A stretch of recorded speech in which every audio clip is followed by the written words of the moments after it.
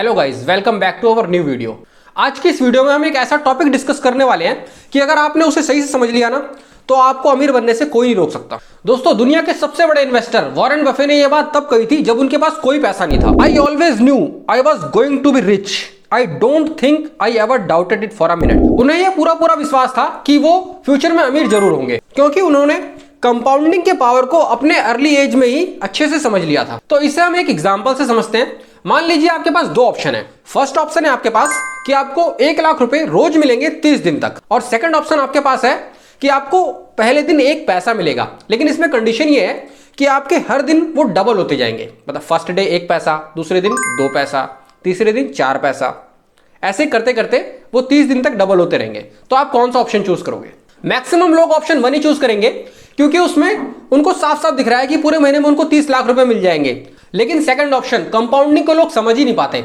उन्हें लगता है कि पहले दिन 1 पैसा है, 2 पैसा, फिर रुपीज में चेंज होगा, फिर 1000 में चेंज होगा, फिर लैक्स में होगा। 30 दिन तक जाके ज्यादा कितना बनेगा? 1 लाख, 2 लाख या 5 लाख। इस केस में हमें 30 लाख मिल रहे हैं। लेकिन दोस्तों, सेकंड ऑप्शन में आप देख सकते हैं इस टेबल में जो 30वें दिन पैसे मिले हैं वो सिर्फ और सिर्फ एक दिन के ही 53 लाख हैं। This is how compounding works. जितना ज्यादा टाइम आपकी इन्वेस्टमेंट को मिलता है वो उतना ही ज्यादा ग्रो होती है। अब एक रियल लाइफ एग्जांपल से हम कंपाउंडिंग के पावर को समझते हैं। श्याम नाम के आदमी ने 1980 में 10,000 रुपए विप्रो में इन्वेस्ट करे, तब उसको उस कंपनी के 100 शेयर्स मिले हैं। अब ऐसा नहीं है कि इस कंपनी ने बहुत ही ज्यादा रिटर्न दे दिए इसलिए हमने इसको चूज करा है। ऐसी बहुत सी कंपनियां हैं जिन्होंने इससे भी अच्छे रिटर्न्स दिए हुए हैं। अगर हम उन्हें चूज करते तो जो रिजल्ट्स आए हैं वो और भी अनएक्सपेक्टेड हो सकते थे। Bajaj finance, Titan, Britannia, Asian paints, Pidilite, Relaxo, ऐसी बहुत सारी कंपनीज हैं। फिर कंपनी ने कई बार बोनस इश्यू करे, स्टॉक स्प्लिट हुआ, तो कंपाउंड हो के वो आज जो शेयर्स हैं 2.5 करोड़ से भी ज्यादा हो चुके हैं, जैसा कि आप इस चार्ट में देख सकते हैं। और ये सिर्फ अभी नंबर ऑफ शेयर्स हैं। अगर आप इसकी वैल्यू निकालोगे तो 2.5 करोड़ शेयर्स इंटू 400 के आसपास का अभी प्राइस चल रहा है, उससे ऊपर ही है, तो मल्टीप्लाई करके 1000 करोड़ के आसपास की वैल्यू निकल के आएगी। लास्ट ईयर जो डिविडेंड दिया है कंपनी ने 5 रुपए, और 2.5 करोड़ शेयर से आप मल्टीप्लाई करोगे तो 12.5 करोड़ का तो सिर्फ 1 साल का डिविडेंड है। और इसमें हमने अभी उस बीच के 40 सालों के डिविडेंड को काउंट भी नहीं किया है जो इसको कंटिन्यूअसली मिलता रहा हो। तो अब आते हैं एक फन फैक्ट पर। क्या एक मिडिल क्लास या फिर कहें पुअर क्लास के लिए उस समय 10,000 स्टॉक्स में इन्वेस्ट करना पॉसिबल भी था? तो सच कहूं तो नहीं। अब वो इसलिए नहीं कि पैसा नहीं था, अब वो इसलिए क्योंकि रिसोर्सेस नहीं थे, नॉलेज नहीं थी, बहुत ही कॉम्प्लिकेटेड था स्टॉक्स में इन्वेस्ट करना।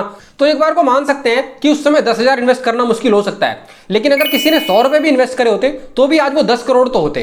तो मुझे अब सिर्फ हवा में बातें नहीं करनी थी, मुझे ये जानना था कि उस टाइम पे एक पुअर क्लास जो लेबर क्लास है उसको कितने रुपए मिलते थे। तो इसके लिए मैंने अपने फादर से बात करी। उस टाइम पे बहुत गरीबी हुआ करती थी, लेकिन तब भी 5 से 7 रुपए पर डे वेजेस मिलती थी। अगर हम इसको मंथ में लेंगे तो ये 150 से 200 रुपए आएगा।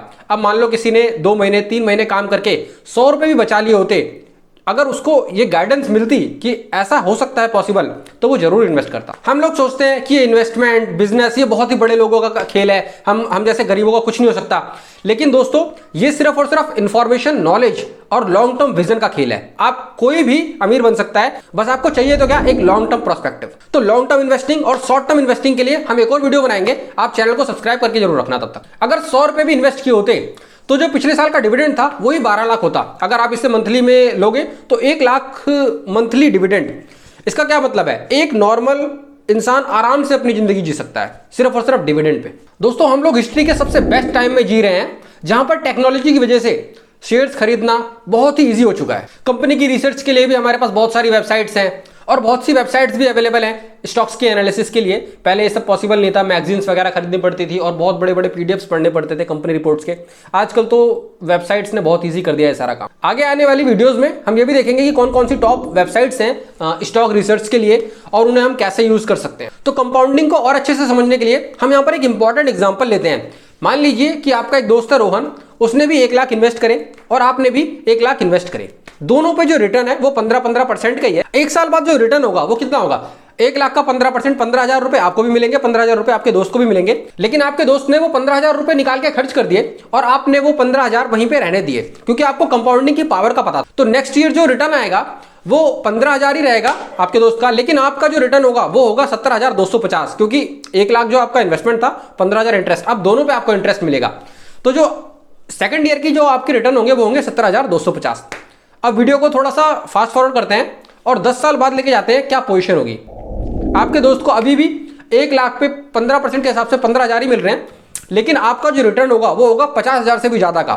ये सिर्फ और सिर्फ पॉसिबल हुआ कंपाउंडिंग की वजह से। लेकिन हम लोग अपनी लाइफ सिंपल इंटरेस्ट के बेसिस पे जीते हैं, जिसकी वजह से कंपाउंडिंग हम नहीं समझ पाते। इस चैनल के माध्यम से बस मैं ये चाहता हूं कि ज्यादा से ज्यादा लोगों को स्टॉक मार्केट की पावर के बारे में पता चल सके और जितना जल्दी हो सके वो अपनी इन्वेस्टमेंट को स्टार्ट करें, क्योंकि जितना ज्यादा आप अपनी इन्वेस्टमेंट को टाइम दोगे वो अमाउंट उतना ही अनएक्सपेक्टेड ह्यूज हो जाएगा। आपके पहले 10-20 लाख आपके पास तब आएंगे जब आप कड़ी मेहनत करोगे, लेकिन आपके पहले 1 करोड़ रुपए आपके पास तब आएंगे जब आपके पैसे आपके लिए कड़ी मेहनत करें, और ये इन्वेस्टमेंट से पॉसिबल है। तो इस वीडियो के लास्ट टॉपिक में हम देखते हैं कि टाइम कंपाउंडिंग को कैसे इफेक्ट करता है। मान लीजिए आप और आपका एक दोस्त है रोहन, दोनों को इन्वेस्टमेंट करनी है, लेकिन आपको थोड़ी ज्यादा नॉलेज थी कंपाउंडिंग की, इसलिए आपने जो अपनी इन्वेस्टमेंट है वो 20 साल पे शुरू कर दी, लेकिन आपके दोस्त ने जो इन्वेस्टमेंट की स्टार्ट करी जब वो 25 साल का हुआ तब करी।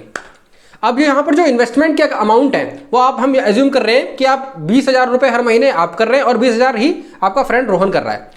तो आपने कंटिन्यूअसली 40 साल तक इन्वेस्टमेंट करी और 40 साल बाद जो इन्वेस्टमेंट है वो जो टोटल वेल्थ निकल के आई है वो दोनों की कितनी निकल के आई है वो देख। तो आपका जो इन्वेस्टेड अमाउंट है इन 20 सालों में वो है 48 लाख, आपके फ्रेंड का इन्वेस्टेड अमाउंट है 36 लाख। 40 साल की उम्र में आपके फ्रेंड के पास जो रिटर्न होगा वो होगा 1.1 करोड़ के आसपास, लेकिन जो आपका रिटर्न होगा वो होगा 2.3 करोड़ के आसपास।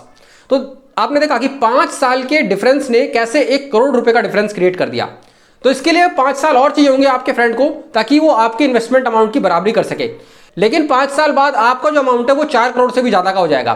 तो इस तरह से वो हमेशा डबल से बढ़ता ही रहेगा। तो दोस्तों आज की इस वीडियो को यहीं पे खत्म करते हैं। उम्मीद है आपको इस वीडियो से कुछ ना कुछ नॉलेज जरूर मिली होगी। तो वीडियो को लाइक कर लेना और चैनल को सब्सक्राइब कर लेना।